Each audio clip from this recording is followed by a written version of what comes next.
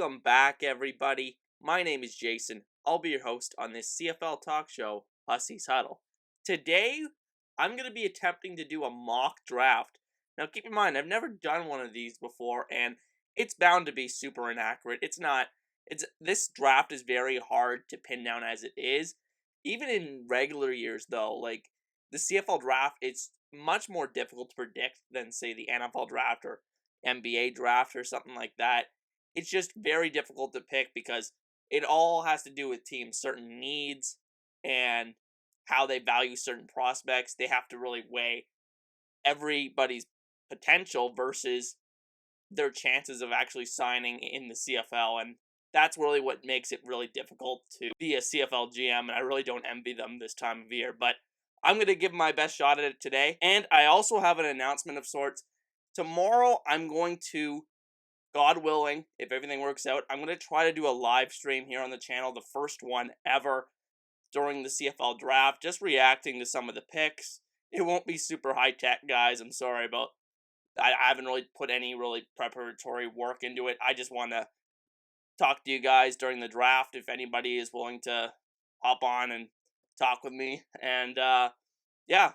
That's the plan for tomorrow, and it's going to be an interesting night, and I hope you guys will join me for that. But really quickly before we get started, if you want to support the channel, the best way to do it is by hitting that like button and subscribing to Hussey's Huddle for more CFL content just like this. I appreciate all the support, guys. It really means a lot to me, and with that said, let's get started. So before we jump in, we're just going to do the top 10 picks of this year's draft, and some of you may be wondering, why the top 10 when there's only 9 picks in the first round?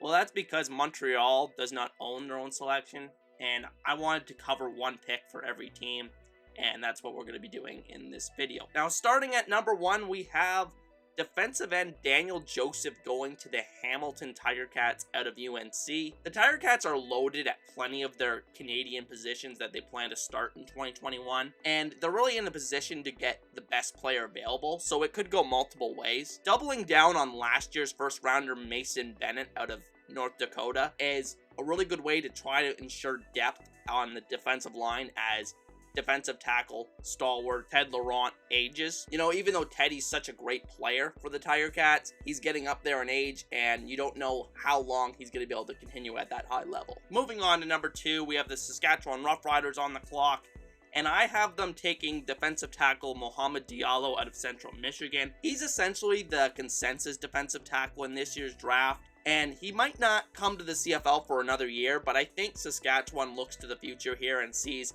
a potential departure of 34-year-old McConaughey Henry in the not-so-distant future, and looks to replace him down the road with this kind of future pick, if you will. NFL teams might be less inclined next year to be interested in Diallo due to his transfer history of being bouncing around from multiple different college programs. I think it was like 4 programs in 5 years or something like that.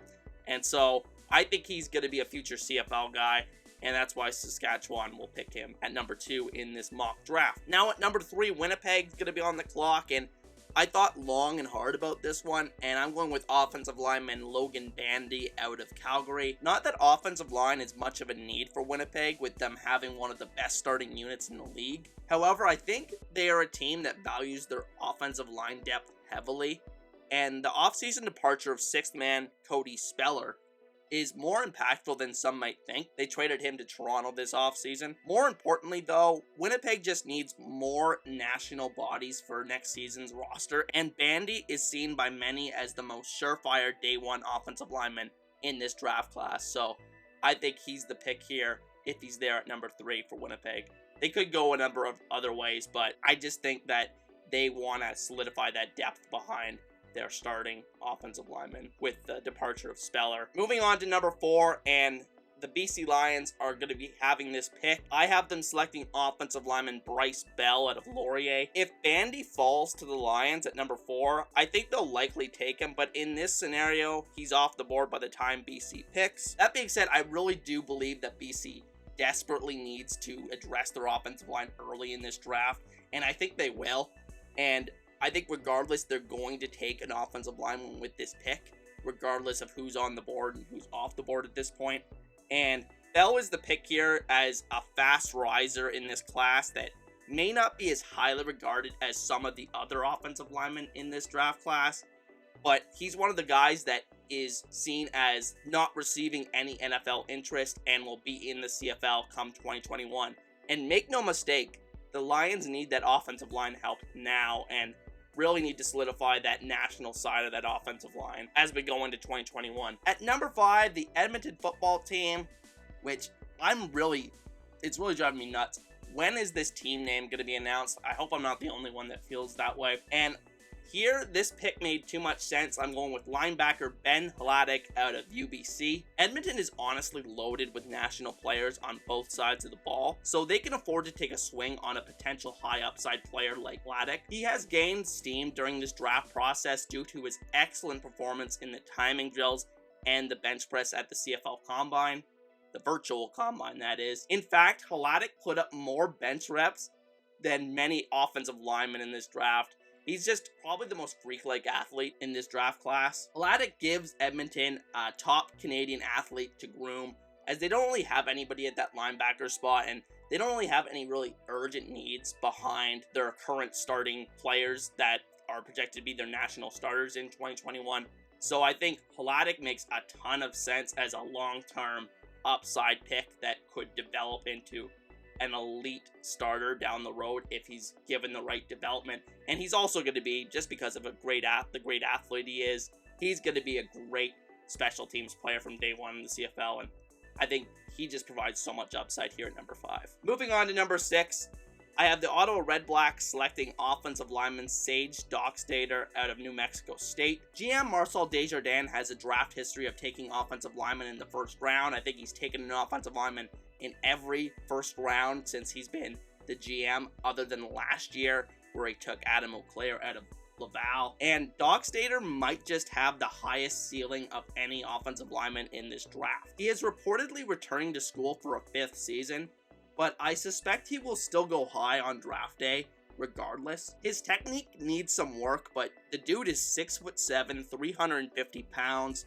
and has very good mobility for someone his size. He needs some work in terms of the technical aspects, but I think with time, he's going to be viewed as a potential tackle at the CFL level, and with that being such a valuable position, and Ottawa has always been very keen on trying to start as many Canadians on the offensive line as possible. I think Ottawa wouldn't mind, honestly, waiting for next season, because I think they have a few offensive linemen next year that they want to get a look at, like Alex Fontana. So I wouldn't be surprised if they pulled the trigger on Doxtater, even though he's not going to be with the team probably in 2021. So at number 7, the Toronto Argonauts have this selection.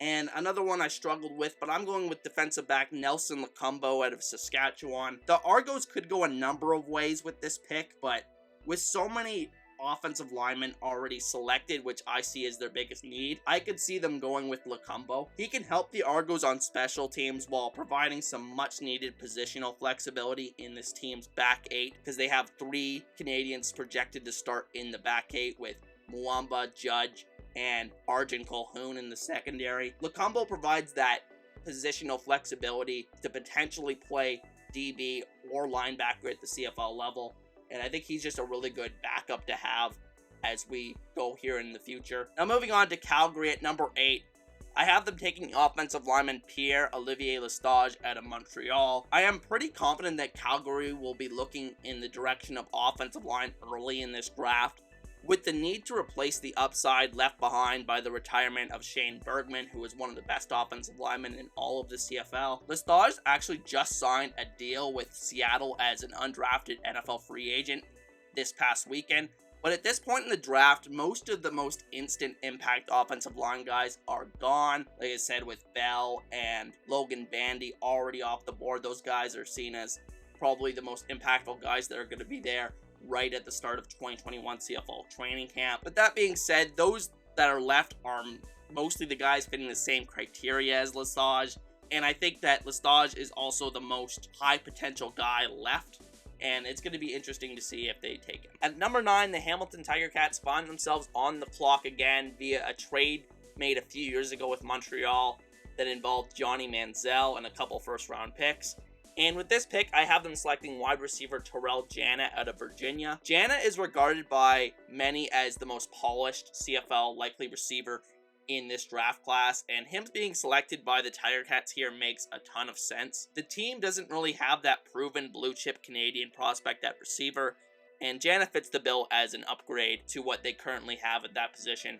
And if they want to develop a player that is capable of starting as a Canadian in the receiving core, I'm not too sure if they're going to start a receiver in 2021, but drafting Jana will give them an option going forward. Now moving on to number 10, we have the Montreal Alouettes, and I'm going with linebacker slash defensive end Deshawn Stevens out of Maine. I was super tempted to go offensive line again here for Montreal, where the team has a super big need after the departure of Trey Rutherford to retirement this offseason. However, I'm going with Stevens here because of his versatility of being able to play edge and linebacker, as he proved at the college level while at Maine. The Owls have a trio of veteran CFL special teamers in behind starting linebacker Chris Aki, so drafting someone with potential in that role makes sense.